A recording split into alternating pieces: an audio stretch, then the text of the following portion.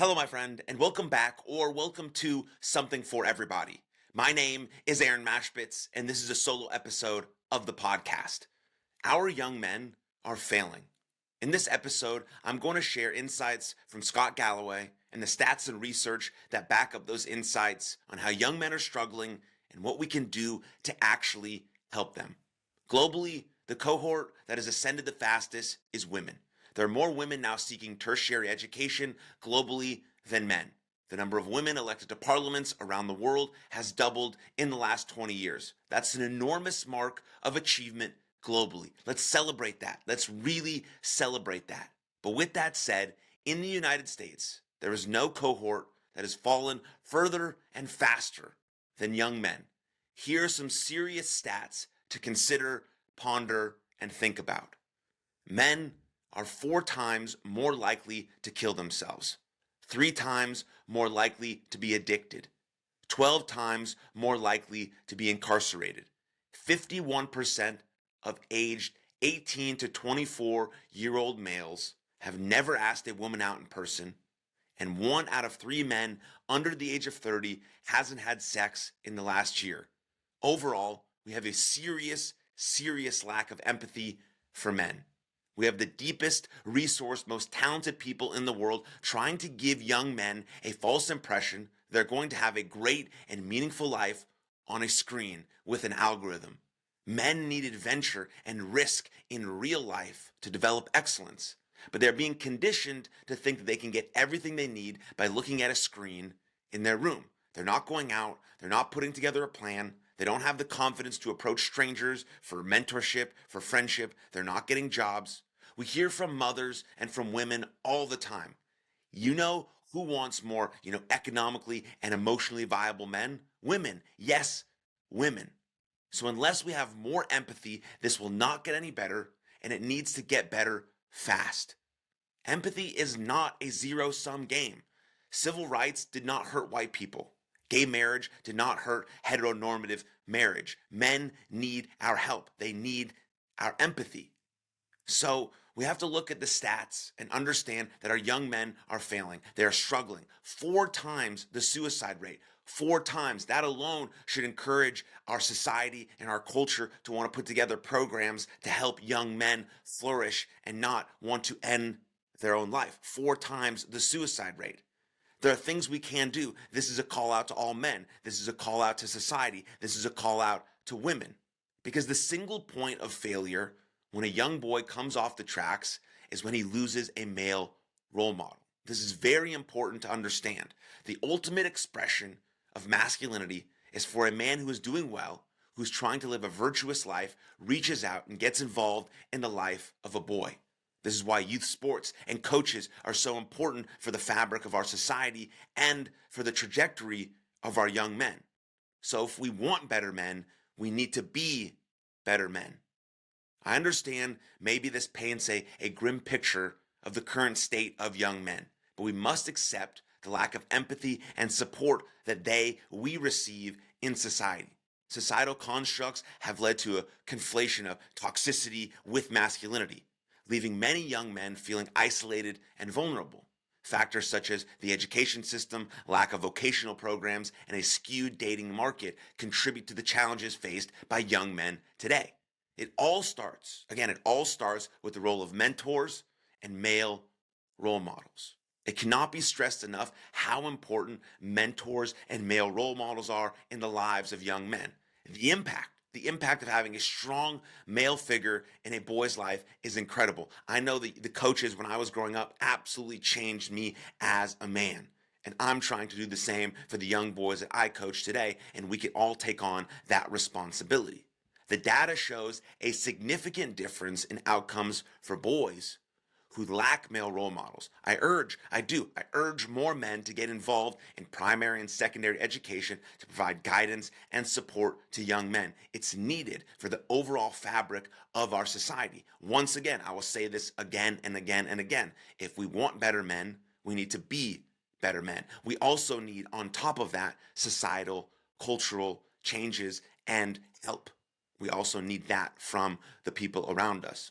So let's think about the importance of finding purpose and contributing to something greater than oneself, right? The death of my sister completely changed my life, as well as becoming a husband and soon to be father. There's transformative power in these experiences in shifting my focus from personal success to being about me, to really understanding that I'm here to serve others. I'm here to be in service of others. I'm here to become the greatest version of myself in greatest service to the world. And it's usually these challenging, transformative experiences that allow us to truly see that.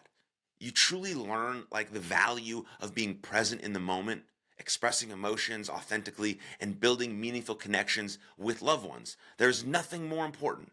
There's nothing more important than that, than building meaningful connections with others. I mean, we look at Harvard's 85-year study. The way to a good life is great health and great relationships. Take care of yourself and take care of your relationships. That's the path to a good life. Those things happen in real life, not behind a screen. Scott Galloway says it is important for young men to focus on finding one's talent and committing to becoming the best in a field with high employment rates. He emphasized the need for diversification in investments and the benefits of long-term thinking when it comes to building wealth. He also stresses the significance of developing a savings muscle and being disciplined in financial decisions, pointing out that economic security requires hard work and dedication. Quick water break. As I said, young men need to play sports, be active, and build their body. They need adventure in real life. Through that physical adventure, they realize their true capacity. Through that physical labor, they develop discipline and the ability to work towards a goal. There's enormous benefits of pushing oneself to physical and emotional limits. The resilience and endurance that comes from facing challenges head on, and the confidence that can be gained from testing one's limits is priceless. So young people need to engage in activities that push them out of their comfort zones and help them discover their true potential. This is the idea of voluntary versus involuntary suffering. There will always be in life involuntary suffering. We talked about some of those transformative experiences, and so the involuntary suffering will always happen. The unpredictable, the unexplainable, the hard challenges, setbacks, and obstacles that life hits us with. But what about the voluntary suffering? How can I armor myself for the involuntary suffering? Will I voluntarily suffer each and every day by doing hard things? That could be in the gym, that could be moving past your comfort zone, but voluntarily doing hard things, voluntarily suffering. So when the involuntary suffering comes, we're more resilient to it. We can get back up. We can fall 7 and rise 8. We've built up this anti-fragile muscle by doing hard things consistently. So when the hard thing comes that we didn't expect, that's unexpected, that's involuntary, we have this armor. We have this ability to know that we can get back up and move forward and potentially use it as a transformative experience to make our life even better. And so obviously, we know, talking about young men, masculinity is a huge topic. When we speak about this topic, we speak about men, we speak about young men, we speak about men in general. Masculinity has been synonymous with toxicity for far too long, and that has hurt men and how they think about themselves. They think about themselves as inherently toxic. That's not true, it's not wise, and it's not helpful at all. Masculinity is not toxic, and they should not go together, and they should not be synonymous. We should be celebrating masculine attributes like strength, protection, and service, celebrating them. So when young boys start to develop these traits, they're celebrated. They know they're good, they're real, and they can help society be better because they have these attributes that are being celebrated. Like encouraging men to develop these traits through adventure, through risk-taking, and through experience. This is how we become our best selves. This is how we allow ourselves to flourish and be the best we can be in greatest service to the world, right? Galloway also stresses the importance of leaning on friends and mentors for support, especially when navigating career changes or personal struggles. We should acknowledge the societal pressure men do feel to appear successful and put together all the time, no matter what, which can hinder potentially their ability to ask for help, which also raises concerns about the increasing rates of loneliness among men. In case you forgot, men are 4 times more likely to kill themselves. The potential threat of AI is also something we need to look at. Algorithms are targeting lonely individuals and radicalizing them, or potentially even worse, convincing men that they can live a fulfilling life through a screen, which is completely false and has no additive benefits to society and creating a great, flourishing society. We must emphasize the need for men to engage in real-world interactions, build friendships, and seek support to combat potential feelings of isolation. There's nothing better for men than doing something hard with other men, voluntarily suffering together. That's what men's groups or group fitness classes or going to the gym or going for a hike or going on a trip. Just there's nothing better for men. And we need to encourage that type of behavior. We also need to teach young men that rejection is a part of life, and it's an important part of life, being able to handle that no, being able to handle rejection and getting back up and moving forward and becoming anti-fragile. These are crucial life skills for success for anyone to really master, but specifically for young men if they want to, again, become the best versions of themselves in greatest service to the world. And so when it comes to instigating positive change in individuals and actually helping our young men, we must be willing and receptive. We must actually accept that there is a problem and that empathy is not a zero-sum game. Young men need our help. They need societal and cultural changes along with all this other stuff that I've talked about. We must encourage young men to focus on fitness, gaining financial independence, and getting very good at communicating and engaging socially with building friends and mentors and partnerships and mates, because a society flourishes when men are at their very best.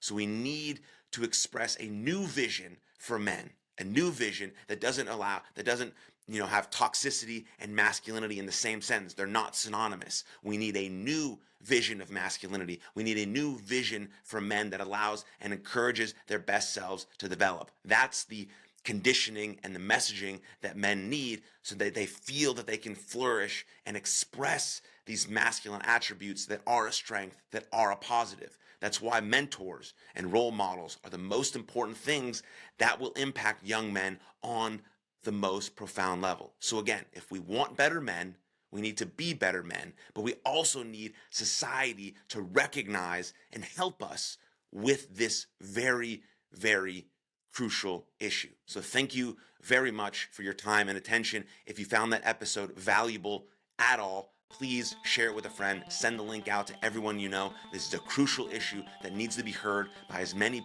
as people possible so we can do something about it, so we can help our young men. And it's also the best marketing tool that this podcast has. But I appreciate you very much, and I'll see you next time. Lots of love. Cheers. Thank you very much for tuning into that episode. And if you enjoyed it, click right here for another full-length episode of the podcast. And please don't forget to subscribe. But most importantly, above all else, please take good care of yourselves and others. And I'll see you next time. Lots of love. Cheers.